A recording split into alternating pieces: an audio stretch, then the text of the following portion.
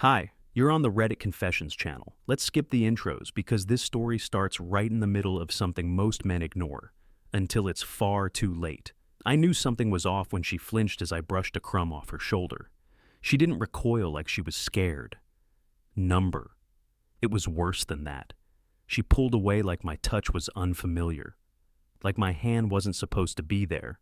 That night, I sat at the edge of the bed, staring at the closet while she scrolled on her phone behind me. She wasn't hiding the smirk. She just didn't care if I saw it anymore. And that made my stomach twist harder than any lie ever could. We weren't fighting. We hadn't screamed or broken plates or thrown threats across the room. That would have been easier to process.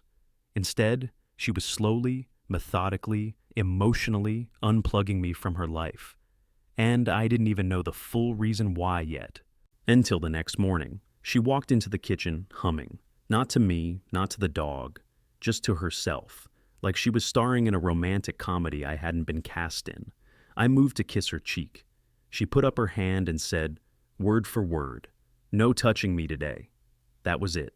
No follow-up, no smile, no joke.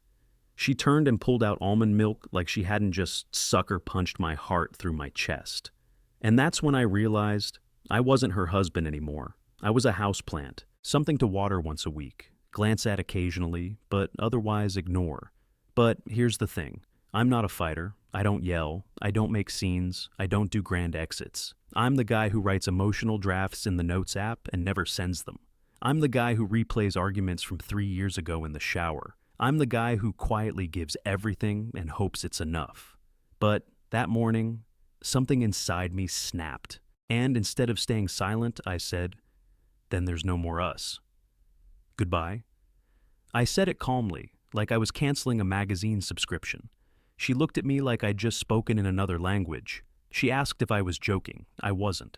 Because 5 minutes earlier, I saw her unlock her phone with a smile she never gave me anymore. I saw a notification pop up. Last night was incredible. Still thinking about it, I didn't say anything then. I just watched her make coffee for herself, not for me. She used to always make 2 cups. That's when I understood. The man who used to be her safe place had been replaced by a secret, and that secret had a name and hands.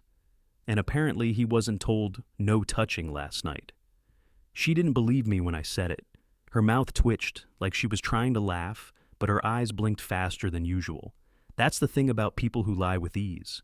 They freeze when the silence stretches longer than expected.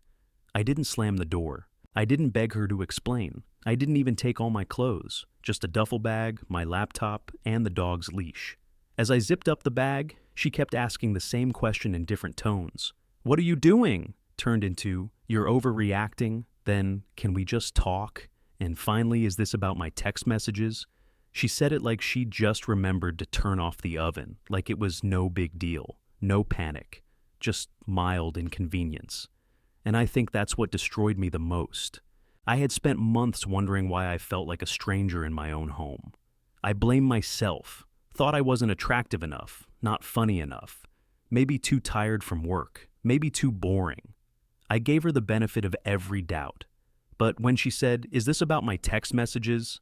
so casually, like she'd dropped a grocery bag instead of our marriage, I knew there was no fixing this. That sentence held every answer I'd been afraid to say out loud. She'd been gone for a long time. I was just the last one to notice. I walked out without responding. I left her standing barefoot in the hallway, arms crossed like she still believed she had the upper hand. I took the back stairs. I didn't look back. I stayed at my cousin Jasper's place that night, on a creaky air mattress in his spare room, filled with old guitars and unopened Amazon boxes. And for the first time in months, I slept without checking whether she'd turned over to face me. I didn't cry. Not because it didn't hurt, but because the pain hadn't landed yet. It was still circling somewhere above, waiting to strike when I least expected it. The next morning, she texted once. "We need to talk." I didn't reply. An hour later, "You're being childish." Then nothing. She expected a storm. She got silence. And that scared her more than anything I could have said. 3 days passed before she knocked on Jasper's door. I wasn't surprised. I had left my car parked half a block down, but she's always been the type to sniff things out when her control slips. She stood outside with sunglasses on, like she was hiding from the paparazzi, not her own choices. I watched her through the blinds, holding a latte in one hand and her phone in the other, typing something and then deleting it. Typical Clara, practicing the story before the performance. Jasper offered to go out and handle it, but I shook my head. I needed to hear what version of the truth she'd try to sell me first, and I already knew it would be discounted. When I opened the door, her eyes lit up like she hadn't tried to emotionally evict me 2 nights ago. "Hey," she said too softly. "Can we talk inside?" I didn't move. "You're making this a bigger deal than it is," she added, like emotional infidelity was just a stub toe. I told her we could talk, but not inside, not here, not where I was starting to breathe again. So, we sat on the concrete steps outside Jasper's building, her in overpriced boots, me in worn-out sneakers that suddenly felt more honest than anything she had on. She didn't deny the messages. That surprised me. No gaslighting, no fake confusion. Instead, she tilted her head like a therapist in training and said, "It wasn't physical. We were just connecting," as if emotional betrayal was somehow cleaner, more respectable. She even said the word connection like she was proud of it. I wanted to scream that I used to be the one she shared playlists with. I was the one she whispered late-night ideas to, the one she leaned on during her mother's cancer. And now, she was handing those pieces of herself to a stranger named Wallace who sent winky face emojis and playlists titled Midnight Mischief. When I asked why she didn't just leave me, she said, "Because I didn't want to lose everything." And that told me everything. She didn't stay for me. She stayed for the house, the stability, the optics. I was her safety net while she played trapeze with someone else's excitement. And suddenly, my silence from days earlier didn't feel weak. It felt like my first act of rebellion, the first time I had chosen myself. But here's where it gets darker. After she left that night, I checked her Instagram, a habit I hadn't dropped. She had posted a story of a cocktail with the caption, "New Beginnings," the same cocktail bar we went to on our 2nd anniversary. I zoomed in. 2 glasses, 2 shadows. She wasn't ashamed, she was celebrating. It's a weird kind of pain when someone moves on before you even realize you were in a race. Seeing that Instagram story, those 2 glasses, the caption "New Beginnings," felt like someone lit a match and held it against my chest for a full minute. I wasn't mad about the drinks. I wasn't even mad about the bar. It was the grin. That specific kind of carefree happiness I hadn't seen on her face in years. Not during vacations, not at holidays. Not even at our anniversary dinners, where she used to smile politely for photos, then scroll through her phone the moment dessert came. But this looked real. It was a kind of joy that didn't need filters or retakes. And the worst part? It was for someone who wasn't me. I didn't message her. I didn't block her either. I wanted to see it all. The posts, the lies, the performance. It's like some twisted part of me needed the proof to keep hurting, so I wouldn't cave in and believe her when she said things like, "We can still fix this." Because that's what she texted the following morning, just 5 words. "We can still fix this." No apology, no acknowledgement, no regret. Just confidence that I'd fall back into place like a chair pushed under a table after dinner. And maybe that's how I used to be, predictable, available, willing. But now I was just watching from a distance and learning more than I ever wanted to know. Jasper's the one who gave me the idea. We were out grabbing sandwiches when he casually asked if I ever checked the shared iCloud we used for the old iPad. I had forgotten it even existed. We'd set it up during the pandemic to mirror photos and notes across devices in case one of us needed something for work. Clara never disabled it. She probably didn't even remember it was connected. When I logged in, my stomach sank. There were dozens of unsynced screenshots, some clearly cropped from chats, notes with initials, calendar events marked with emojis I never got. I scrolled through one note titled, "The Plan," and what I saw made my chest lock up. Talk to Elwood calmly. Don't fight, let him leave on his own. Be the mature one, get ahead of the narrative.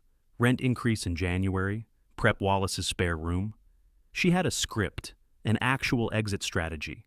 I wasn't just collateral damage. I was a chapter she'd been planning to finish for months. And all this time, I'd been wondering if I was the reason she pulled away, if I had missed something, done something wrong, stopped being enough.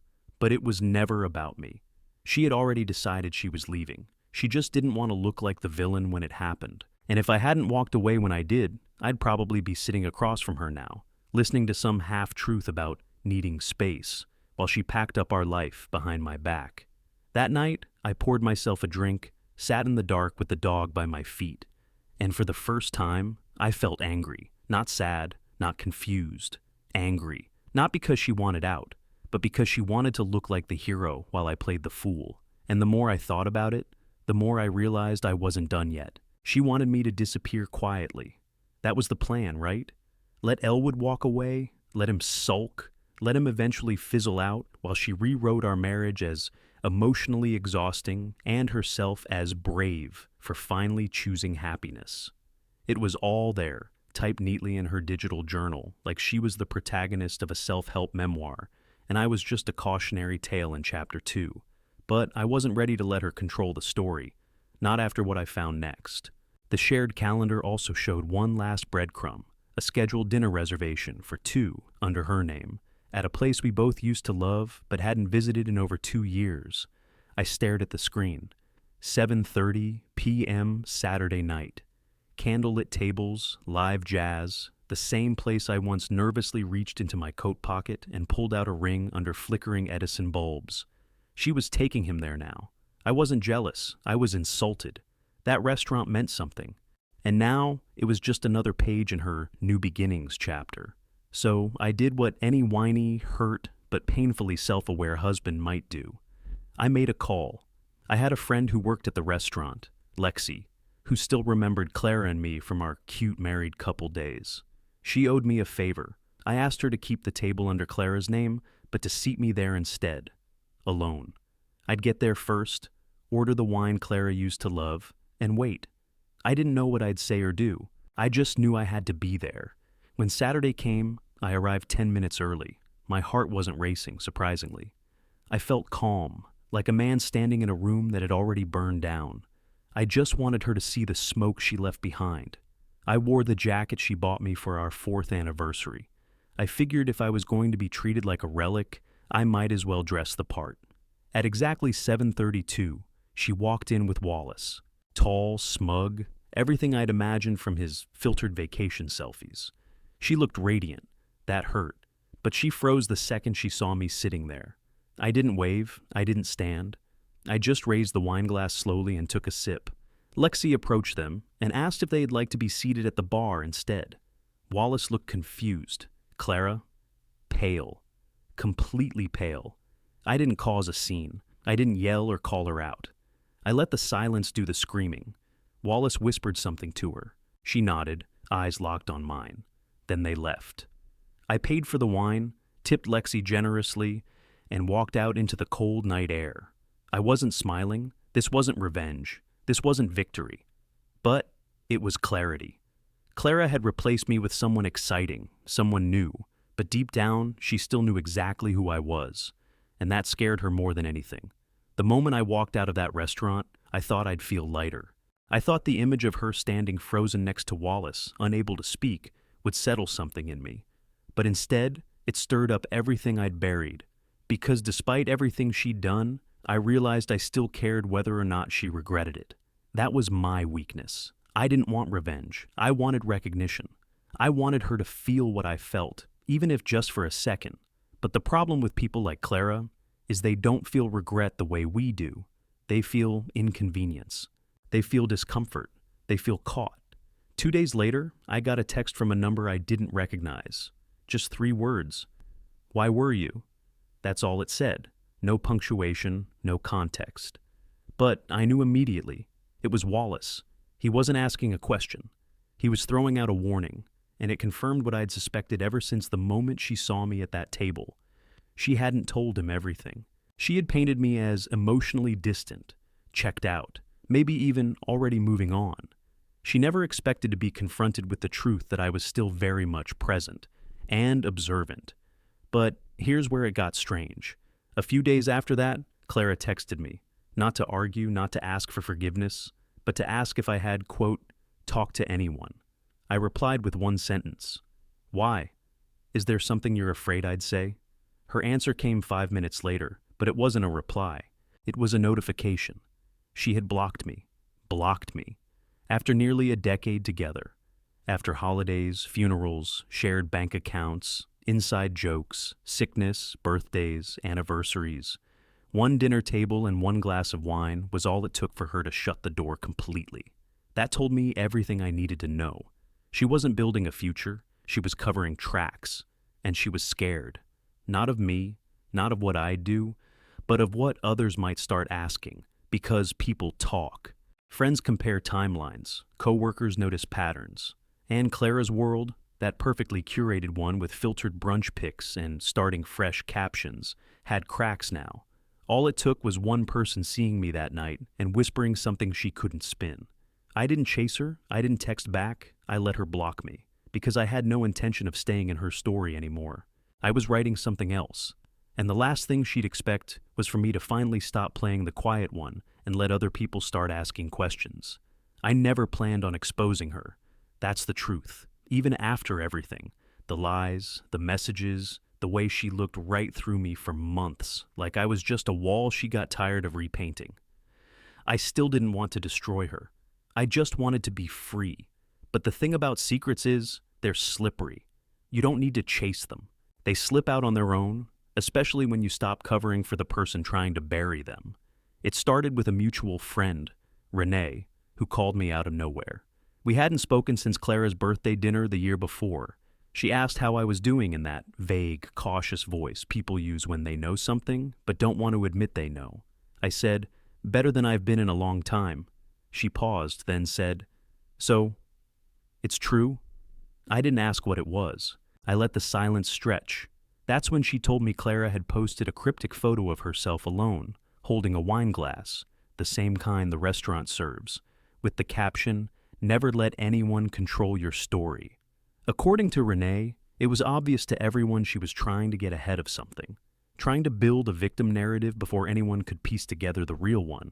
But people weren't buying it. One of Clara's coworkers, someone I'd met maybe twice, messaged me later that night. He said he didn't mean to interfere, but thought I should know that Wallace and Clara had been extremely close at work long before I moved out. He added that the office had always gossiped about them, but everyone assumed I either knew or didn't care. That part stung more than I expected. People saw it happening, and I was the last to catch on, the loyal husband, the guy who brought flowers on her stressful days and left notes in her lunchbox, the guy who was being laughed at behind his back. But it didn't end there. Wallace's wife, yes, wife, emailed me. I didn't even know he was married. She had found a message Clara sent to Wallace on an old backup phone. Apparently, they'd been celebrating their freedom long before my marriage fell apart. Her exact words? "I think your wife and my husband traded vows while we weren't looking." She wasn't angry at me. She was angry with me. And for the first time since this whole nightmare began, I felt something stronger than pain. I felt momentum. Not to ruin Clara's life, not to drag Wallace through the mud, but to finally step out from behind the curtain and tell my side. Not to the world, not online, not in revenge, but to the people who actually mattered. Because the more I stayed silent, the more she got to rewrite the story. And I was done letting her hold the pen. I used to think closure meant confrontation, that I needed some grand final scene where I laid it all out, pointed fingers, demanded apologies. But when Wallace's wife and I sat down for coffee and shared stories, I realized something much more powerful. Clarity is better than closure. You don't need someone to admit they betrayed you to feel free. You just need the truth, and then the courage to stop chasing people who already let go.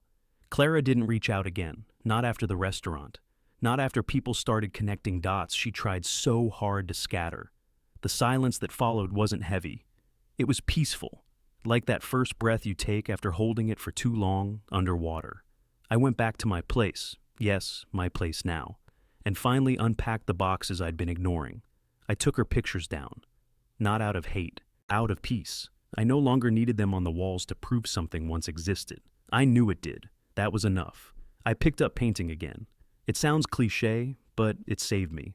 Not because I'm any good, I'm not, but because it gave my hands something to do when my mind started drifting back to questions with no answers. I started going for walks without checking my phone. I found a tiny dog park and let my scruffy little rescue run around like he owned the world. And for the first time in years, I wasn't waiting for someone to choose me. I had already done that.